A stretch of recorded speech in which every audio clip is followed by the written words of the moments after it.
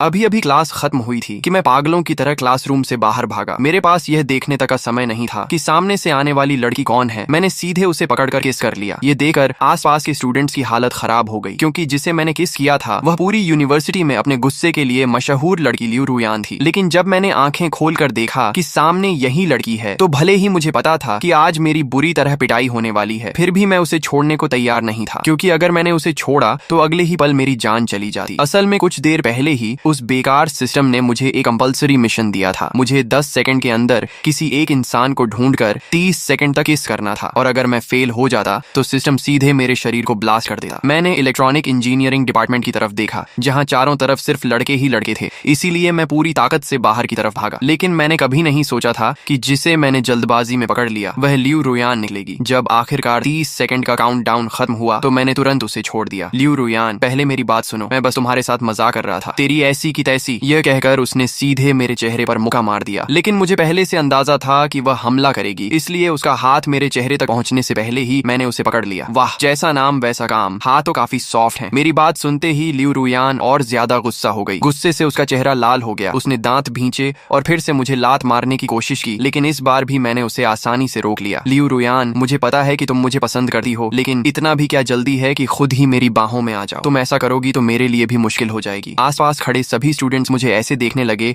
जैसे मैं पागल हो गया हूँ। इस लड़के का दिमाग खराब है क्या? इसे किस एंगल से लग रहा है कि लियू रुयान इसे पसंद करती है? वह तो साफ साफ इसकी पिटाई कर रही है। इतना भी समझ नहीं आता क्या? तभी किसी ने कहा, कुछ गड़बड़ है, जल्दी देखो। इन दोनों की पोजीशन कुछ ज्यादा ही सस्पिशियस लग रही है। लियू रुयान तो ज्यादा स्ट्रगल भी नहीं कर रही। कहीं ये दोनों सीक्रेटली रिलेशनशिप में तो नहीं है? क्या सच में इनके बीच कुछ चल रहा है? कुछ चल रहा है क्या? मतलब फांग युआन का हाथ उसकी जांघ पर रखा हुआ है। ये दोनों कपल नहीं है तो और क्या है? लियू रुयान जब आसपास के लोगों की बकवास सुन रही थी तो वह गुस्से से कांपने लगी। मेरा हाथ छोड़ो, पहले प्रॉमिस करो कि मुझे नहीं मारोगी। मैं तुम्हें छोड़ूंगी नहीं, तो फिर मैं भी तुम्हें नहीं छोड़ूंगा। मेरी बात खत्म होते ही उसकी आंखें अचानक लाल हो गईं। अगले ही पल उसकी आंखों से आंसू बहने लगे। बचपन से ही वह घर की लाडली बेटी रही थी। उसे कभी किसी ने इस तरह परेशान नहीं किया था। अरे ये रो क्यों रही है? मैं खुद घबरा गया और तुरंत उसका हाथ छोड़ दिया। लियू रुयान ने इंस्टिंक्टिवली मुझ पर हमला करने की सोची, लेकिन अगले ही पल उसे याद आ गया कि वह मुझे हरा नहीं सकती, इसलिए उसने खुद को रोक लिया। आखिर में वह सिर्फ लाल आंखों से मुझे घूरती रही और दांत पीसते हुए बोली, मैं तुम्हें जरूर खत्म कर दूंगी। यह कहकर वह आंसू पोंछते हुए टीचिंग बिल्डिंग से बाहर निकल गई। स्कूल के गेट के बाहर पहुंचते ही वह एक काली कार में बैठ गई। ड्राइवर ने देखा कि उसकी आंखें लाल हैं, तो वह चिंता से बोला, मिस क्या हुआ? क्या किसी ने आपको परेशान किया है? लियू रुयान ने होंठ भींच लिए। उसने कुछ नहीं कहा और सीधे अपना फोन निकाला। फिर उसने एक नंबर मिलाया, लेईहू को तुरंत मेरे पास भेजो, मुझे उससे कुछ काम देना है। फांग युआन, बस इंतजार करो, आज रात मैं तुम्हें शहर की नदी में फेंककर मछलियों का खाना बना दूंगी। दूसरी तरफ डॉर्मिट्री में मैं अपने बिस्तर पर लेटा हुआ था। मेरे दिमाग में अभी भी उसकी लंबी टांगों की याद घूम रही थी। उसकी टांगें सच में बेहद स्मूथ थी, बस उसका गुस्सा बहुत खतरनाक था। दिन भर लोगों को मारने की बातें करती रहती है, जरा भी क्यूट नहीं है। मैं धीरे धीरे बड़बड़ा ही रहा था कि अचानक मुझे याद आया कि सिस्टम का रिवॉर्ड अभी तक कलेक्ट नहीं किया। जैसे ही यह ख्याल आया, मैंने तुरंत अपने दिमाग के अंदर मौजूद सिस्टम को खोल लिया। वहां बैकपैक में एक कार्ड चुपचाप पड़ी हुई थी, टोंग बेई फिस्ट टेक्निक। मैंने बिना एक सेकंड गंवाए उसे लर्न पर क्लिक कर दिया। अगले ही पल एक बेहद विशाल और डरावनी इंफॉर्मेशन स्ट्रीम मेरे दिमाग और शरीर में घुस गई। यहाँ तक कि टोंग बेई फिस्ट की खासियत की वजह से मेरी हड्डियां भी असाधारण रूप से मजबूत हो गई। अरे वाह, क्या मैं सच में स्टील बोन्स वाला इंसान बन गया हूँ? अगर किसी दिन कंस्ट्रक्शन साइट पर काम करने चला गया तो शायद मैं भी एक दिन में 1000 रुपए कमाने वाला ताकतवर आदमी बन जाऊंगा। मैं अभी बिस्तर पर लेटा मजे कर ही रहा था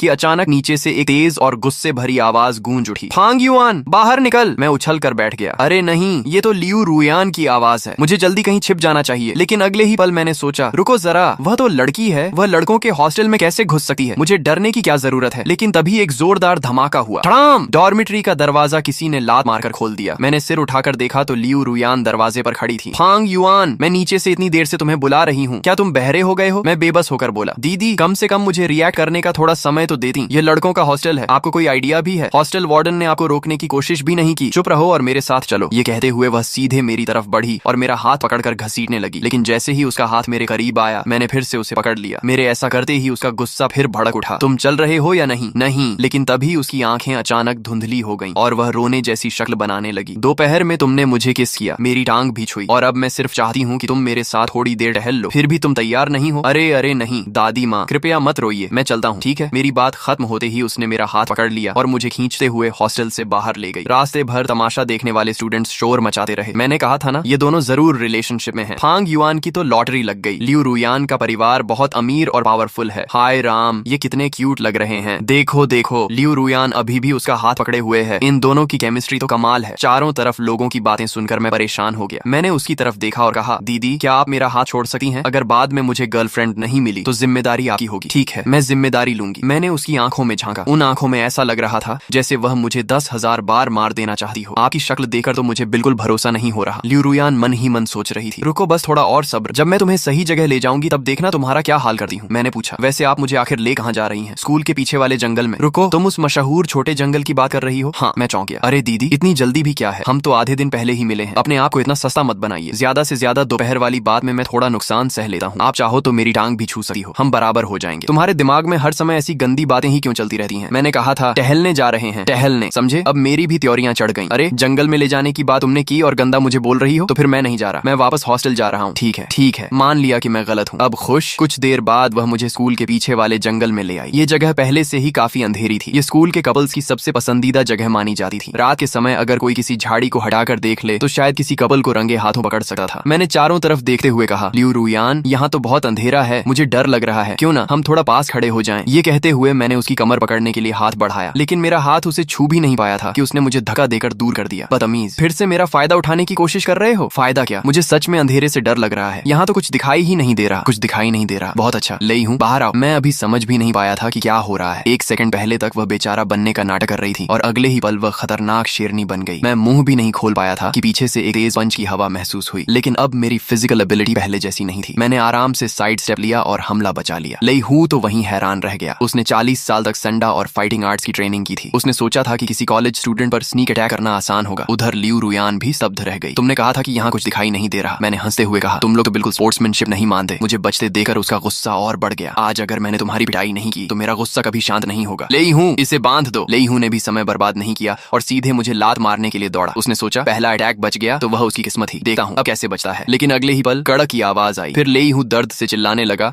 और अपनी टांग पकड़कर जमीन पर बैठ गया। मैंने मुस्कुराकर कहा, लियू रुयान आपके बॉडीगार्ड कुछ खास नहीं है, उन्हें घर भेज दीजिए और दूध पीने दीजिए। कम से कम यहाँ आकर शर्मिंदा तो नहीं होंगे। मेरे तानों के बावजूद लियू रुयान जैसे कुछ सुन ही नहीं रही थी। उसके चेहरे पर सिर्फ शौक था। लेई हूँ उसके परिवार के सबसे ताकतवर फाइटर्स में से एक था, लेकिन वह मेरे सामने एक मूव भी नहीं टिक पाया। वह मुझे घूरते हुए बोली, फांग युआन क्या तुमने पहले मार्शल आर्ट सीखी है? कुछ ज्यादातर इंटरनेट से सीखा है। मैं सिस्टम वाली बात तो बता नहीं सकता था। दीदी आपको अंदाजा भी नहीं है कि ए रैंक मार्शल आर्ट्स कितनी ताकतवर होती है। अगर आपने अगली बार भी मेरे सामने अकड़ दिखाई तो मैं सीधे ड्रैगन सबड्यूइंग 18 पाल्म्स जैसी टेक्निक निकाल दूंगा, फिर देखना चक्कर आते हैं या नहीं। मैंने चारों तरफ देखा और कहा, कोई और हेल्पर बचा है क्या? अगर नहीं तो मैं वापस जाकर सोने वाला हूँ। लेट नाइट जागना हेल्थ के लिए अच्छा नहीं होता। लियू रुयान मुझे जाते हुए देखती रही। गुस्से में उसके दांत तक किटकिटा रहे थे, लेकिन वह मेरे खिलाफ कुछ कर भी नहीं सकती थी। मैं ज्यादा दूर नहीं गया था कि अचानक पीछे से उसकी चीख सुनाई दी। उसी समय मेरे दिमाग में सिस्टम की जानी पहचानी आवाज भी गूंज उठी। नया मिशन जारी किया गया है, लियू रुयान को खतरे से बचाओ। मिशन पूरा होने पर होस्ट को लकी ड्रॉ व्हील का एक मौका मिलेगा। क्या होस्ट मिशन स्वीकार करता है? मैंने तुरंत पूछा। अगर मैं एक्सेप्ट न करूं तो होस्ट का शरीर स्वतः ब्लास्ट कर दिया जाएगा। ठीक है, मैं एक्सेप्ट करता हूं। मैंने मन ही मन गाली दी। ये सिस्टम हर बात पर शरीर उड़ाने की धमकी क्यों देता है? मेरे पास मना करने का ऑप्शन ही कहां है? अगली बार से सीधे ऑटो एक्सेप्ट मोड ही चालू कर दो। आदेश प्राप्त हुआ। होस्ट के लिए ऑटो मिशन एक्सेप्ट मोड सफलतापूर्वक चालू कर दिया गया है। तभी उन लोगों में से एक आदमी जोर से हंस पड़ा। तू लियू परिवार की बड़ी बेटी है ना? हमने तुझे पकड़ने के लिए ही अगवा किया है। हम लोग सिर्फ पैसों को मानते हैं, किसी की पहचान या बैकग्राउंड को नहीं। तू चाहे लियू परिवार से हो या फिर जो परिवार से, अगर हमारे हाथ लग गई तो चुपचाप झुककर रहना पड़ेगा। अगर बॉस ने खास तौर पर मना न किया होता तो अब तक तेरी हालत और भी खराब कर देते। यह कहते हुए वह आदमी अपना गंदा हाथ लियू रुयान की तरफ बढ़ाने लगा, लेकिन उसका हाथ अभी उसके चेहरे तक पहुंचा भी नहीं था कि अचानक उसकी बांह में तेज दर्द उठा। मैंने उसका हाथ पकड़ रखा था। देखो तुम लोग पैसों के लिए काम करते हो तो करो, मुझे उससे कोई दिक्कत नहीं है, लेकिन इस चेहरे को अभी तक मैंने भी नहीं छुआ, तो तुम्हारे जैसे गंदे हाथ इसे छूने की हिम्मत कैसे कर सकते हैं? ली मंग दर्द से दांत पीसने लगा। धत तेरे की,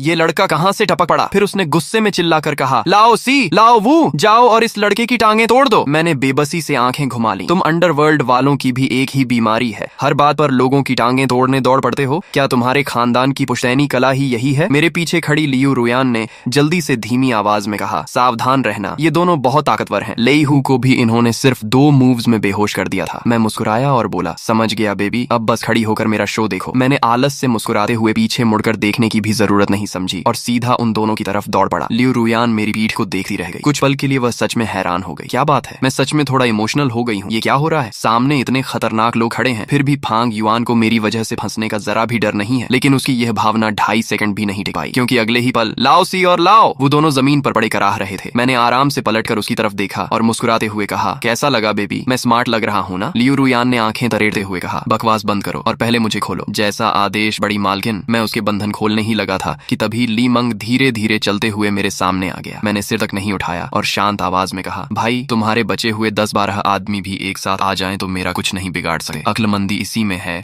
कि अभी यहाँ से निकल जाओ, अगर नहीं गए तो थोड़ी देर बाद मैं सच में किसी को नहीं छोड़ूंगा। लेकिन ली मंग जाने की बजाय बस ठंडी हंसी हंस दिया। उसे देकर मेरा गुस्सा भी चढ़ गया। अरे यार, मैंने इतनी शांति से समझाया फिर भी नहीं मान रहे। ली मंग ने तिरस्कार से कहा, लड़के अब देखा हूँ तू कितना अकड़ता है। उसकी बात सुनते ही मेरा चेहरा बदल गया। मैं तुरंत बोला, भाई साहब मैं तो मजाक कर रहा था, मैं अभी लियू रुयान को दोबारा बांध देता हूँ। ये कहकर मैंने लियू रुयान को फिर से बांध दिया, फिर एहतियात के तौर पर खुद को भी बांध लिया। इसके बाद मैंने मासूम चेहरे से कहा, भाई साहब अब ठीक है ना? देखिए मैं कितना समझदार इंसान हूँ। तो फिर तुम खुद ही खोल कर देख लो। मैं लगभग रोने ही वाला था। यह बेवकूफ सिस्टम सच में मेरी जिंदगी बर्बाद कर रहा था। पहले इसने मुझे सबके सामने लियू रुयान को किस करने पर मजबूर किया, अब उसी लियू रुयान को बचाने का मिशन दे दिया। अब हालत ये हो गई थी कि न मैं उसे बचा पाया और ऊपर से खुद भी फंस गया। तभी ली मंग ने अपने बॉस को फोन लगाया। बॉस काम हो गया, पैसे कब मिलेंगे? फोन के दूसरी तरफ से जवाब आया, फिक्र मत करो, जैसे ही लियू परिवार शहर के बीच वाली जमीन छोड़ देगा तुम्हें तुम्हारा पैसा मिल जाएगा। उसी समय लियू परिवार की हवेली में एक नौकर तेजी से ऊपर भागा। मुसीबत हो गई। क्या हुआ? इतना घबराए क्यों हो? मिस के पर्सनल बॉडीगार्ड सानहू का फोन आया था। उसने बताया कि बड़ी मिस का अपहरण हो गया है। क्या? ये सुनते ही पूरे कमरे का माहौल बदल गया। किसकी इतनी हिम्मत हो गई कि फेंगचेंग में लियू रुयान का अपहरण कर ले? उसी समय फोन फिर बज उठा। हेलो लियू साहब, कैसे हैं आप? जो जियांग, क्या तुमने मेरी बहन का अपहरण करवाया है? दूसरी तरफ से हंसी की आवाज आई। अरे अरे लियू साहब, आप क्या कह रहे हैं? मुझे कुछ समझ नहीं आ रहा। मैं तो सिर्फ यह बताने के लिए फोन कर रहा हूँ कि शहर के बीच वाली जमीन पर हमारे जो परिवार की नजर है, बेहतर होगा आप उसे हथियाने की कोशिश न करें, वरना कहीं मेरी तलवार गलती से आपकी तरफ न घूम जाए। अच्छी तरह सोच लीजिए, अगर अगली बार मैं फोन करूं तो शायद इतनी शांति से बात ना करूं। यह कहकर उसने फोन काट दिया। लियू लिंगचुआन का चेहरा गंभीर हो गया। चेनमो को भेजो, अगर वह मेरी बहन का पता नहीं लगा पाया तो अपना सिर लेकर मेरे सामने आए। दूसरी तरफ उस परित्यक्त फैक्ट्री में ली मंग ने मुझे कई जोरदार लातें मारी। आहिस्ता भाई साहब, अभी कार में बहुत देर बैठा था, पैर पहले से ही सुन्न है। मेरी बात सुनकर वह और भड़क गया। ये लड़का अभी भी मजाक कर रहा है। फिर उसने चिल्लाकर कहा, लाओ सी, इसे ऊपर ले जाओ और खत्म कर दो। मैं हंस पड़ा। वाह, मरने से पहले भी मैं हंस सकता हूँ। अगर ऊपर जाकर जैक्सन से मुलाकात हुई तो मेरी तरफ से एक फूल जरूर देना, मैं उसका बहुत बड़ा फैन हूँ। कुछ देर बाद फैक्ट्री की ऊपरी मंजिल पर पहुंचकर मैंने कहा, तुम मुझे ऊपर इसलिए लाए हो क्या कि मेरे साथ चांद देखने का इरादा है? लेकिन मैं उस तरह का इंसान नहीं हूँ। चुप रहो, उस आदमी ने गुस्से से कहा। तुम वही हो ना जिसे लोग लियू रुयान का बॉयफ्रेंड कह रहे हैं? कैसा बॉयफ्रेंड? हम तो बस क्लासमेट्स हैं। तुम इतने गॉसिप लवर क्यों हो? मेरी बात खत्म भी नहीं हुई थी कि ली मंग ने फिर एक लात मार दी। फिर उसने मोबाइल निकाला और वह वीडियो चलाया जिसमें मैं और लियू रुयान हॉस्टल के बाहर उलझे हुए दिखाई दे रहे थे। अब भी कहोगे कि तुम दोनों का कोई रिश्ता नहीं है? मान लो तुम दोनों बॉयफ्रेंड गर्लफ्रेंड हो। मैंने आंखें घुमाई। भाई तुम किडनैपर हो या एंटरटेनमेंट रिपोर्टर? तुम्हें मेरे और लियू रुयान के रिश्ते से इतना मतलब क्यों है? फिर मैंने अचानक नाटक करते हुए कहा, ओ अब समझा, तुम चाहते हो कि मैं और लियू रुयान रिलेशनशिप में आ जाएं, फिर हमें लाइव स्ट्रीम कराकर प्रोडक्ट बेचवाओ और खूब पैसा कमाओ। वाह क्या प्लान है। तेरे प्रोडक्ट की ऐसी की तैसी। ली मंग चिल्लाया। सीधा जवाब दे, क्या तुम उसका बॉयफ्रेंड हो या नहीं? मैंने तुरंत हाथ खड़े कर दिए। हाँ हाँ, हमारा एक बच्चा भी है, हम बॉयफ्रेंड गर्लफ्रेंड हैं। अब कृपया बंदूक नीचे कर लो, हिलना मत। अभी ली मंग ने अपने बॉस को फोन मिलाया। बॉस क्या हो गया? ये लड़का सच में लियू रुयान का बॉयफ्रेंड है। फोन के दूसरी तरफ से आवाज आई, ठीक है, इसे साफ सुथरे तरीके से खत्म कर दो, कोई सबूत नहीं बचना चाहिए। लेकिन बॉस, अगर फेंगचेंग यूनिवर्सिटी का एक स्टूडेंट गायब हो गया तो मामला बड़ा हो जाएगा। ज्यादा सवाल मत पूछो, जो कहाँ है वही करो। फोन कट गया। मैंने मन ही मन सोचा, धत्त तेरे की। ली मंग ने मेरी तरफ देखा। लड़के अब मुझे दोष मत देना, गलती तुम्हारी है कि तुम गलत लोगों से टकरा गए। मैं मुस्कुराया। तुम्हें सच में लगता है कि तुम मुझे खत्म कर दोगे? क्यों नहीं? उसने बंदूक लहराई। मैंने कहा, अच्छा है कि तुम्हारे पास सिर्फ एक बंदूक है। असल में मैं सिर्फ अंदाजा लगा रहा था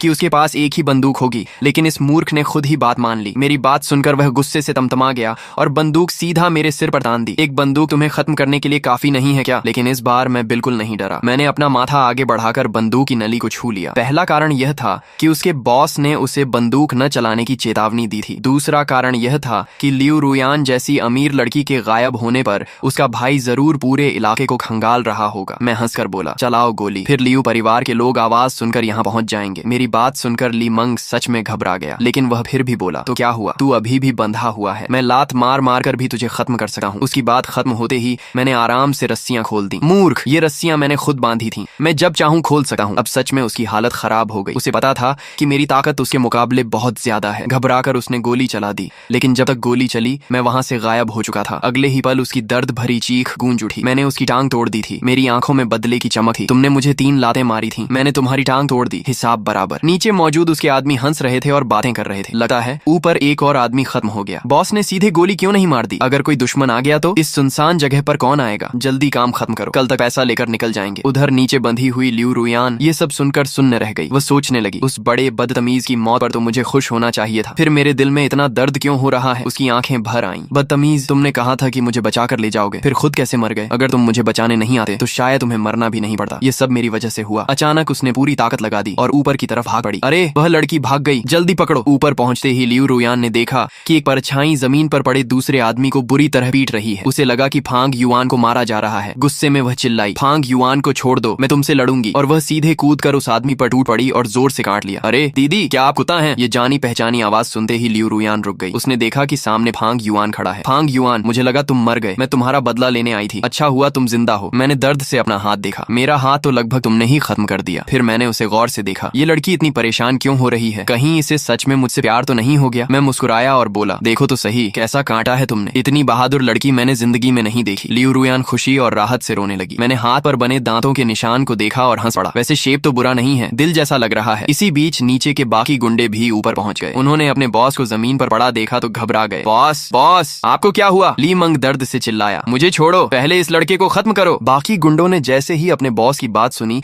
वे सब मेरी तरफ बढ़ने लगे। लेकिन तभी एक जोरदार गोली की आवाज गूंज उठी। धड़ाम! गोली चलते ही सभी गुंडे डर के मारे तुरंत सिर पकड़कर जमीन पर बैठ गए। लगता है बंदूक के सामने सच में सब बराबर हो जाते हैं। मैंने बंदूक घुमाते हुए कहा, चलो अब सब लोग गाना गाओ। पुल के नीचे से गुजरती बतखें। बेचारे गुंडे डर के मारे तुरंत गाना गाने लगे। पुल के नीचे से गुजरती बतखें, आओ गिने कितनी हैं, 2 4 6 7 8। तभी मेरी नजर एक ऐसे आदमी पर पड़ी जो सबसे जोर से गा रहा था। मैंने जाकर उसे 2 लातें मार दी। अरे तूने तो गाना ही नहीं गाया। वह रोने जैसा मुंह बनाकर बोला, भाई मैं गा रहा था, सच में गा रहा था। मैंने फिर 2 लातें जड़ दी। मैंने कहा, नहीं गाया तो नहीं गाया। फिर मैं झुककर उसके कान के पास बोला, और सुन, जब मैं ऊपर जा रहा था सबसे ज्यादा शोर मचाने वाला भी तू ही था। मुझे सब याद रहता है, मैं छोटी छोटी बातें नहीं भूलता। बेचारा आदमी लगभग रो पड़ा। उसी समय सिस्टम की आवाज फिर सुनाई दी, बधाई हो होस्ट, आपने मिशन पूरा कर लिया है। लकी व्हील ड्रॉ सफलतापूर्वक एक्टिवेट हो गया है। लकी व्हील शुरू किया जा रहा है, कृपया प्रतीक्षा करें। कुछ सेकंड बाद फिर आवाज आई, बधाई हो होस्ट, आपको यन श्वंगिंग पोजेशन कार्ड प्राप्त हुई है। मैंने तुरंत उसे लर्न कर लिया। अगले ही पल मेरे दिमाग में फिर से ज्ञान का सैलाब उमड़ पड़ा। अब मेरे हाथ में पकड़ी बंदूक मुझे अपने शरीर का हिस्सा लग रही थी। मैंने सहजता से फिर एक गोली चलाई। गोली बिल्कुल सटीक जाकर एक गुंडे के पैरों के बीच जमीन में लगी। बेचारा डर के मारे वहीं पेशाब कर बैठा। वह कांपते हुए बोला, फांग युआन, मैं गा रहा था, मैं पूरी मेहनत से गा रहा था। मैंने हंसकर कहा, घबराओ मत, मैं तो बस अपनी एम प्रैक्टिस कर रहा था। फिर मुझे कुछ याद आया, अरे हाँ, तुम्हें मून वॉक करना आता है ना? उठो और जरा डांस करके दिखाओ। लाओ। सी का चेहरा उतर गया। उसे लग रहा था कि उसने पहले जो डींगे मारी थी उसी की सजा मिल रही है। उसी समय बाहर अधूरी इमारत के पास वॉशरूम से लौटकर लियू रुयान अंदर आई। उसके चेहरे पर राहत साफ दिखाई दे रही थी। वह चलते हुए मेरे पास आकर बोली,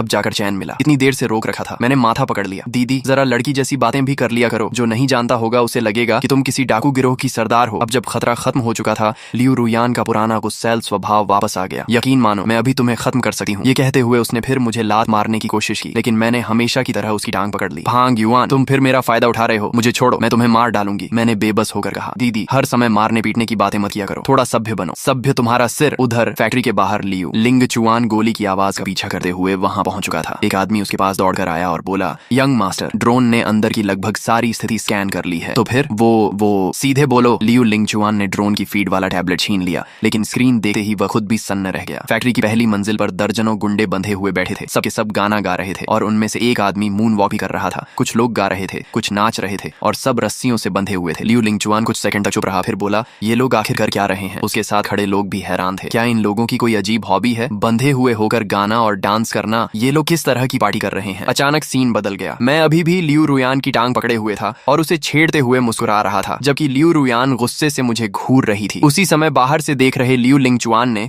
मुझे एक नजर में पहचान लिया। तो सच में यही है। उसका चेहरा गुस्से से भर गया। असल में जब उसकी बहन गायब हुई थी, तब उसने फेंगचेंग यूनिवर्सिटी के कैंपस फोरम पर वह वीडियो देखी थी, जिसमें मैं सबके सामने लियू रुयान को किस कर रहा था। उसे लगा कि मैं पहले प्यार का नाटक कर रहा था और असल में किडनैपिंग की साजिश में शामिल था। गुस्से में उसने कहा, इंफ्रारेड स्नाइपर राइफल मुझे दो। पास खड़े चेन मो ने जल्दी से कहा, यंग मास्टर, मुझे नहीं लगता कि फांग युआन मिस के अपहरण में शामिल है। बहस मत करो, बंदूक दो। इस समय लियू लिंगचुआन किसी की बात सुनने की हालत में नहीं था। उसे सिर्फ इतना दिख रहा था कि मैं उसकी बहन को परेशान कर रहा हूँ। मजबूरी में चेन मो ने उसे राइफल दे दी। उधर मैं और लियू रुयान अभी भी बहस कर रहे थे। तभी अचानक मेरे सिर पर एक लाल इंफ्रारेड डॉट दिखाई दी। मैं तुरंत सन्न रह गया। धत तेरे की, इस बार गलती हो गई। लेकिन मैं अभी सोच ही रहा था कि क्या करूं कि अचानक लियू रुयान ने मुझे जोर से धक्का देकर जमीन पर गिरा दिया और खुद मेरे ऊपर आ गई। वह स्नाइपर राइफल है, तुम भाग जाओ। मैं पीछे रुकर उन्हें रोकती हूँ। उसकी बात सुनकर मैं कुछ सेकंड के लिए चुप रह गया। अभी कुछ देर पहले तक जो लड़की मुझे मारने की धमकी दे रही थी वह अचानक मुझे काफी प्यारी लगने लगी। धत, मैं सच में इमोशनल हो रहा हूँ क्या? अगले ही पल मैंने फैसला कर लिया, नहीं मैं भागूंगा नहीं। मैंने उसकी तरफ देखकर कहा, बेबी इस बार भी बस मेरा शो देखो। फिर मैं तेजी से पलटा, धड़ाम, एक गोली चली और फैक्ट्री में घुसने वाला आदमी सीधा जमीन पर गिर पड़ा। मैंने सीना चौड़ा करके कहा, आज यान श्वेंगिंग मोड एक्टिवेट है। मुझसे भिड़ना मतलब खुद मुसीबत बुलाना। लेकिन अगले ही पल बाहर से दर्जनों लोग फैक्ट्री में घुस आए। वे सब चिल्ला रहे थे, यंग मास्टर, यंग मास्टर। तब जाकर मुझे एहसास हुआ कि मामला मेरी सोच से कहीं ज्यादा गंभीर है। मैंने हैरानी से चारों तरफ देखा। अरे बाप रे, मेरी गोलियां तो इतनी भी नहीं है। तभी एक आदमी तेजी से आगे आया। मिस, मैं चेन मो हूँ। अभी जो अंदर आया था वह आपके बड़े भाई थे, वह आपको बचाने आए थे। ये सुनते ही मेरे पैरों तले जमीन खिसक गई। क्या? मैंने अपने होने वाले बड़े साले को ही गोली मार दी। उधर जमीन पर पड़े लियू लिंग चुआन ने दर्द से कराहते हुए कहा, यह लड़का, इसकी एम बहुत खतरनाक है। अगर मैंने बुलेट प्रूफ वेस्ट नहीं पहनी होती तो आज सीधे ऊपर पहुंच गया होता। भैया! लियू रुयान घबराकर दौड़ी और उसे उठाने लगी। उसकी आंखों में चिंता साफ दिखाई दे रही थी। लियू लिंग चुआन ने उसे घूरा। तुम्हें याद भी है कि मैं तुम्हारा भाई हूँ? वह लड़का तुम्हें इतनी देर से परेशान कर रहा था। मैंने इंफ्रारेड डॉट इसलिए लगाई थी ताकि तुम उसे 2-4 थप्पड़ मारकर अपना गुस्सा निकाल लो, लेकिन तुमने तो उल्टा उसकी रक्षा शुरू कर दी। असल में जब वह फैक्ट्री के पास पहुंचा था तो उसने मुझे और लियू रुयान को ध्यान से देखा था। हम दोनों लगातार बहस कर रहे थे, एक दूसरे को खींच रहे थे और साफ लग रहा था कि हम मजाक कर रहे हैं। कहीं से भी किडनैपिंग जैसी बात नहीं लग रही थी। लेकिन उसे अपनी बहन को मेरे हाथों परेशान होते देख गुस्सा आ गया था। इसीलिए उसने सोचा था कि थोड़ा डराकर बहन को बदला लेने का मौका दे देगा। किसे पता था कि लियू रुयान खुद मेरे सामने ढाल बनकर खड़ी हो जाएगी। लियू लिंग चुआन ने आह भरते हुए कहा, पुरानी कहावत सही है, बेटी बड़ी हो जाए तो घर में नहीं रुकती। तुम पर बिल्कुल फिट बैठी है लियू रुयान। लियू रुयान ने जल्दी से कहा, मुझे कैसे पता चलता कि वह आप थे? मुझे लगा था कि आप किडनैपर्स के साथी हैं। और फिर आज फांग युआन मेरी वजह से 2 बार मरते मरते बचा है। मैं बस और मत समझाओ। लियू लिंग चुआन ने आंखें घुमाई और फिर मेरी तरफ देखा। लड़के, ये निशानेबाजी कहाँ सीखी? मैं तुरंत मुस्कुराया। सीएफ खेल खेलकर। कुछ लोगों को शक था कि मैं कोई छिपा हुआ मार्शल आर्ट्स मास्टर हूँ जो पहाड़ों से निकल कर आया है, क्योंकि नॉवेल्स में अक्सर ऐसा ही होता है। लेकिन लियू लिंग चुआन ने पहले ही मेरी पूरी बैकग्राउंड चेक करवा ली थी। मेरी जिंदगी में ऐसा कोई मास्टर कभी था ही नहीं। इसलिए सीएफ वाली बात सुनकर वह भी चुप हो गया। फिर उसने अचानक पूछा, सुना है कि तुमने सबके सामने मेरी बहन को छेड़ा था? मैंने तुरंत सिर हिलाया। नहीं, मैं और लियू रुयान सिर्फ अच्छे क्लासमेट्स हैं, हमारे बीच कुछ नहीं है। अच्छा, अब भी मानने को तैयार नहीं? ये कहकर उसने अपना मोबाइल निकाला और एक वीडियो चला दी। मैंने स्क्रीन पर नजर डाली और लगभग बेहोश होते होते बचा। वह साफ HD वीडियो थी जिसमें मैं लियू रुयान को किस कर रहा था। मैंने सिर पकड़ लिया। हे भगवान, तुम लोगों के पास कोई काम नहीं है क्या? हर समय कपल वीडियो सेव करके रखते हो? उधर लियू रुयान का चेहरा पूरी तरह लाल हो चुका था। वह जल्दी से बोली, भैया ये बस एक गलत फहमी थी। लियू लिंग चुआन ने भौं उठाई। गलत फहमी? तो किस गलत फहमी थी? या फिर इसका तुम्हारी टांग पकड़ना गलत फहमी थी? फिर उसने अपनी बहन की तरफ देखा। तुम अभी भी इस लड़के का बचाव कर रही हो। मैं तो तुम्हारा बदला लेने की कोशिश कर रहा हूँ। लेकिन लियू रुयान उसकी बात समझ ही नहीं रही थी। वह बोली, भैया आप इस मामले में मत पड़िए, मैं अब बची नहीं हूँ। लियू लिंग चुआन ने गहरी सांस ली। तुम्हें तो इस लड़के ने पूरी तरह अपने पक्ष में कर लिया है और तुम मुझे दूर रहने को कह रही हो। फिर उसने मेरी तरफ देखा और बोला, कल रात हमारे घर डिनर पर आना। फिर उसने धीरे से जोड़ा, वैसे भी आज रात मेरी बहन को बचाने के लिए तुम्हारा धन्यवाद करना बनता है। लेकिन लियू लिंग चुआन के दिमाग में कुछ और ही चल रहा था। वह सच में चाहता था कि मैं उसके घर खाने पर आऊं। मैंने उसकी तरफ देखा, फिर लियू रुयान की तरफ देखा। उसकी आंखों में अभी भी मुझे मार डालने वाली चमक थी। मैं मन ही मन सोचने लगा, पगली तू तो मौका मिलते ही मुझे खत्म कर देगी।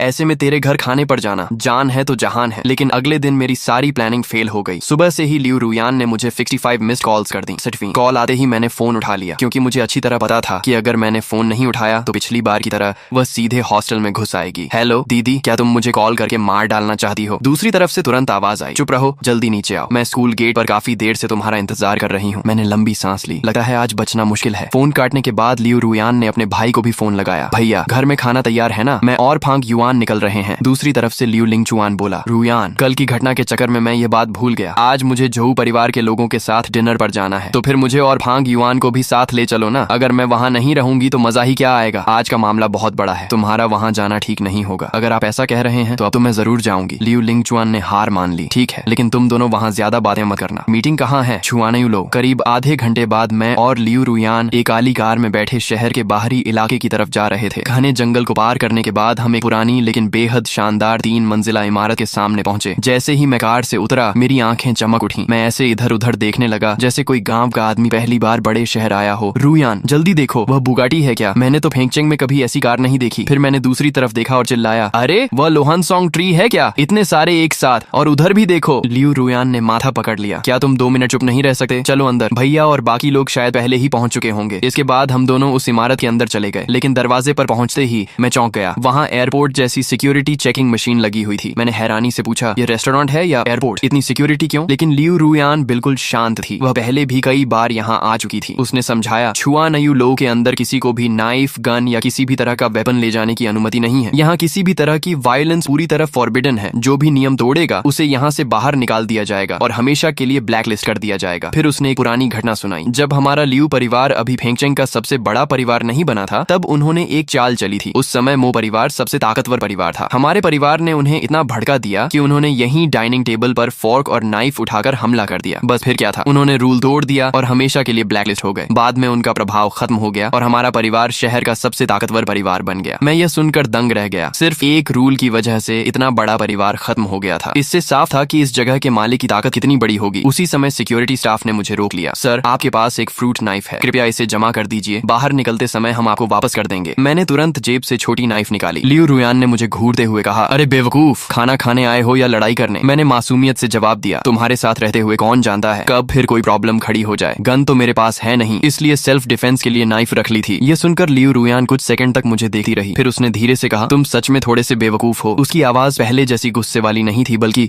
उसमें हल्की सी नरमी आ गई थी। उसकी आवाज अनजाने में पहले से कहीं ज्यादा नरम हो गई थी। दिल में उसे थोड़ा सा इमोशनल भी महसूस हुआ। सोचा नहीं था कि फांग युआन मेरी सुरक्षा की भी चिंता करेगा। मैंने होंठ सिकोड़ लिए। तुम ही बेवकूफ हो पगली। मैंने फ्रूट नाइफ सिक्योरिटी गार्ड को थमा दी। इसे संभाल कर रखना। मैंने इसे सुपरमार्केट से 5 रुपए 80 पैसे में खरीदा था। अगर खो गई तो 6 रुपए देने पड़ेंगे। मेरी बात सुनते ही लियू रुयान ने शर्म से अपना माथा पकड़ लिया और मुझे खींचकर आगे ले गई। बहुत शर्मिंदगी हो रही है। कुछ ही देर में हम दूसरी मंजिल पर पहुंच गए। गलियारे के दोनों तरफ शानदार प्राइवेट रूम्स बने हुए थे। उनके नाम भी बड़े खूबसूरत थे। एक नदी का वसंत जल, फरवरी की गलियां, 3 सूर्यों का शुभ संकेत, चारों समुद्रों की हवाएं। इसी बीच गलियारे में टंगी एक कैलीग्राफी पेंटिंग पर मेरी नजर पड़ी और मैं वहीं रुक गया। उस पर लिखे शब्द कुछ जाने पहचाने लग रहे थे। लियू रुयान ने हैरानी से पूछा, क्या हुआ? तुम जैसे आदमी को भी कैलीग्राफी समझ आती है? फिर उसने मजाक उड़ाया, जो 5 रुपए 80 पैसे का हिसाब रखता है उसे ऐसी आर्ट की क्या समझ होगी? मैंने सिर खुजलाया। सच कहूं तो मुझे भी ज्यादा समझ नहीं है, लेकिन ये लिखावट बहुत जानी पहचानी लग रही है। ऐसा लग रहा है जैसे मैंने इसे पहले कहीं देखा हो, शायद मेरे स्टडी रूम में। बस अब ज्यादा मत उड़ो। लियू रुयान ने आंखें घुमाई। यहाँ लगी सारी कैलीग्राफी बड़े मास्टर्स की बनाई हुई है। तुम्हारे घर का लेवल क्या है जो ऐसी चीजें वहाँ लगी हो? यकीन करो या मत करो, हमारा परिवार भी कभी बहुत बड़ा था। छोड़ो भी, मेरे भाई ने तुम्हारी पूरी बैकग्राउंड चेक कर ली है। अब चलो, भैया काफी देर से इंतजार कर रहे होंगे। लेकिन मैं अब भी उस कैलीग्राफी को देखकर सोच रहा था कि मैंने उसे पहले कहाँ देखा है। तभी सीढ़ियों से एक महिला नीचे उतरी। वह बिल्कुल हमारे सामने आकर रुकी। उसने सफेद चिपाओ पहन रखी थी और बेहद खूबसूरत लग रही थी। मैंने जैसे ही उसका चेहरा देखा, फिर से वहीं ठिठक गया। अजीब बात है, ये चेहरा भी मुझे इतना जाना पहचाना क्यों लग रहा है? मैंने अनजाने में पूछ लिया, मिस, क्या हम पहले कहीं मिल चुके हैं? मेरी बात सुनकर लियू रुयान की आंखें फैल गईं। उसे लगा कि मैं उस महिला से फ्लर्ट कर रहा हूँ। वह जल्दी से बोली, फांग युआन, ये छुआन यू लो की जनरल मैनेजर हैं, कुछ भी मत बोलो। फिर उसने सम्मान से कहा, हेलो मैनेजर सू। इसके बाद उसने मेरा हाथ पकड़ा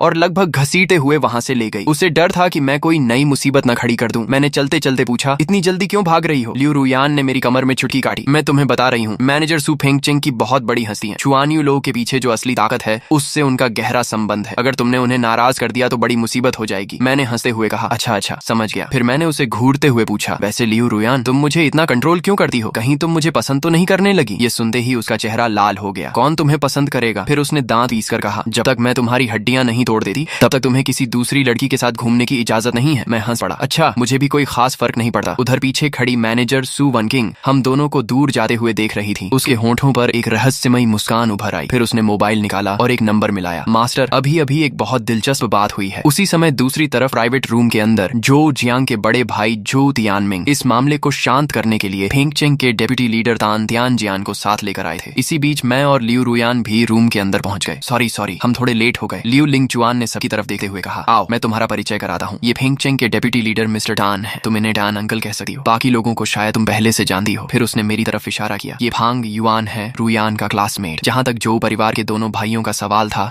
लियू रुयान ने उन्हें पूरी तरह इग्नोर कर दिया। ये देखकर झो जियांग का चेहरा गुस्से से लाल हो गया। आखिर उनका परिवार भी शहर के बड़े परिवारों में गिना जाता था, लेकिन एक लड़की ने उन्हें पूरी तरह नजरअंदाज कर दिया था। अगर उसके बड़े भाई ने उसे रोका न होता तो शायद वह वहीं टेबल पलट देता। तान तियानजियान मुस्कुराए। रुयान, काफी समय बाद मिल रहे हैं। आखिरी बार जब मैंने तुम्हें देखा था तब तुम्हारा पहला जन्मदिन था। तुम्हारे पिता और मैं पुराने दोस्त हैं। आओ बैठो, यहाँ सब अपने लोग हैं। लेकिन लियू रुयान ने तुरंत जवाब दिया, तन अंकल, अपने लोग वाली बात मैं नहीं मान सकती। जिसने मेरा अपहरण करवाया था वह यहीं बैठा है। ऐसे में मैं आराम से कैसे बैठ जाऊं? यह सुनकर तान तियानजियान के चेहरे पर असहज मुस्कान आ गई। उन्होंने तुरंत झो तियानमिंग की तरफ देखा। झो तियानमिंग फौरन खड़ा हो गया। मिस लियू, जो कुछ हुआ वह मेरे छोटे भाई की मूर्खता थी। आज हम खास तौर पर आपसे माफी मांगने आए हैं। उम्मीद है कि आप हमें माफ कर देंगी। लियू रुयान हल्का सा हंस पड़ी। तान अंकल, अगर मैं झो परिवार के सभी लोगों का अपहरण कर लूं, उन्हें पूरी रात बांध कर रखूं और अगले दिन आकर सॉरी बोल दूं, तो क्या सब ठीक हो जाएगा? यह सुनते ही तान तियानजियान का चेहरा गंभीर हो गया। उन्हें समझ आ गया कि अगर आज कोई ठोस कदम नहीं उठाया गया तो यह लड़की मामला छोड़ने वाली नहीं है। उन्होंने झो जियांग की तरफ देखा। जियांग, अब जबकि पीड़ित खुद यहाँ मौजूद है, तुम तुरंत मिस लियू से घुटनों के बल बैठकर माफी मांगो। झो जियांग कुछ बोलना चाहता था, लेकिन उसके बड़े भाई ने गुस्से से डांट दिया। जो कहा है वही करो, घुटनों के बल बैठो और माफी मांगो। आखिरकार झो जियांग ने अनिच्छा से सिर उठाया और लियू रुयान की तरफ देखने लगा। लेकिन एक आदमी होकर किसी औरत के सामने घुटने टेकना, यह बात झो जियांग के गले नहीं उतर रही थी। वह कुछ पल तक झिझका, फिर आखिरकार दांत भींचकर बोला, मिस लियू, मुझसे गलती हो गई थी। उस समय मुझ पर लालच हावी हो गया था, कृपया मुझे माफ कर दीजिए। इतना कहकर वह धड़ाम से लियू रुयान के सामने घुटनों के बल बैठ गया। लेकिन लियू रुयान अभी कुछ कह भी नहीं पाई थी कि मैं पूरी तरह कंफ्यूज हो गया। रुको जरा, तुम लोगों ने कहा था कि हम डिनर पर आए हैं। यहाँ तो कोई घुटने टेक रहा है, कोई माफी मांग रहा है। ये डिनर है या ड्रामा शो? लियू रुयान ने मुझे घूरा। कौन सा ड्रामा? यही आदमी कल मेरा किडनैपर था, झो परिवार का झो जियांग। मैंने तुरंत पूछा, क्या यही हराम? मेरा मतलब यही आदमी था जिसने तुम्हारा अपहरण करवाया था? हाँ, यही था। इतना सुनते ही मेरा खून खौल उठा। मैंने बिना सोचे समझे उसे लात मारने के लिए पैर उठाया। तभी लियू रुयान घबरा गई। फांग युआन, रुको! वह तुरंत दौड़कर आई और मुझे कसकर पकड़ लिया। मत मारो, यहाँ लड़ाई हुई तो बहुत बड़ी मुसीबत हो जाएगी। मैंने किसी तरह खुद को रोका, क्योंकि रास्ते में आते समय लियू रुयान मुझे छुआनयू के रूल्स के बारे में बता चुकी थी।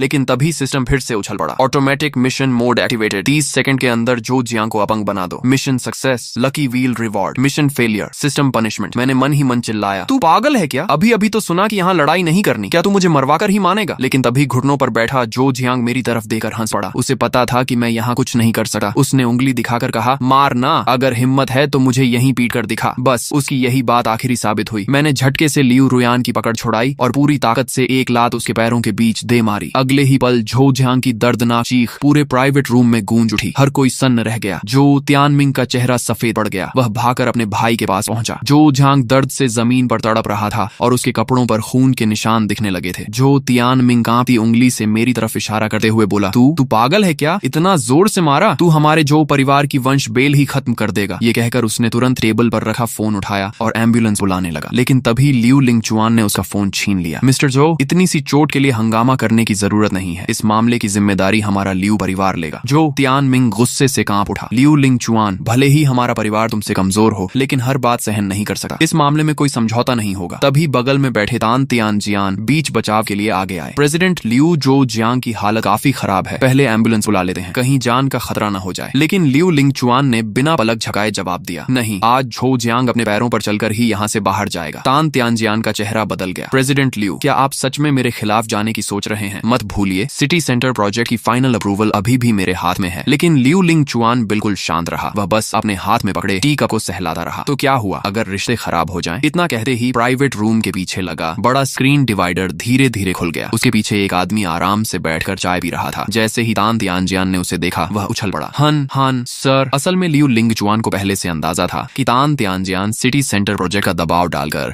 झो परिवार को बचाने की कोशिश करेगा। इसलिए उसने पहले ही एक बैकअप प्लान तैयार कर लिया था और फेंगचेंग के सर्वोच्च लीडर हान जिंगशान को यहाँ बुला लिया था। हान जिंगशान धीरे धीरे उठकर बाहर आए। असल में लिंगचुआन ने मुझे सिर्फ डिनर के लिए बुलाया था, लेकिन यहाँ बैठकर मैंने कुछ ऐसी बातें सुन ली जो शायद नहीं सुननी चाहिए थी। फिर उन्होंने तान तियानजियान की तरफ देखा। क्या मैं गलत कह रहा हूँ? तान तियानजियान के माथे पर पसीना आ गया। हान सर, आप मजाक कर रहे हैं। हम लोग हमेशा निष्पक्षता और न्याय की बात करते हैं। हान जिंगशान की आंखें ठंडी हो गईं। निष्पक्षता? क्या किसी प्रोजेक्ट को लेकर दूसरों को धमकाना तुम्हारे हिसाब से निष्पक्षता है? उन्होंने आगे कहा, लियू ग्रुप ने इस प्रोजेक्ट के लिए बहुत मेहनत की है, सबने देखा है। नियम और योग्यता दोनों के हिसाब से प्रोजेक्ट उन्हीं का बनता है। तान तियानजियान के पास कोई जवाब नहीं था। वह सिर्फ सिर झुकाकर खड़ा रहा। असल में उसे भी पता था कि प्रोजेक्ट लियू परिवार का ही हक था, लेकिन कुछ पुराने मामलों की वजह से वेई परिवार ने उसके खिलाफ सबूत पकड़ रखे थे। इसलिए वह मजबूरी में झो परिवार का साथ दे रहा था। उसे यह नहीं पता था कि झो परिवार अब वेई परिवार के लिए सिर्फ एक इस्तेमाल किया हुआ मोहरा बन चुका था। लियू रुयान के किडनैपिंग प्लान के फेल होने के बाद वेई परिवार उन्हें पहले ही छोड़ चुका था। तभी हान जिंगशान ने गंभीर आवाज में कहा, तियानजियान, आज मैं तुमसे बहुत निराश हूँ। अगली मीटिंग में तुम पूरे डिपार्टमेंट के सामने सेल्फ क्रिटिसिज्म करोगे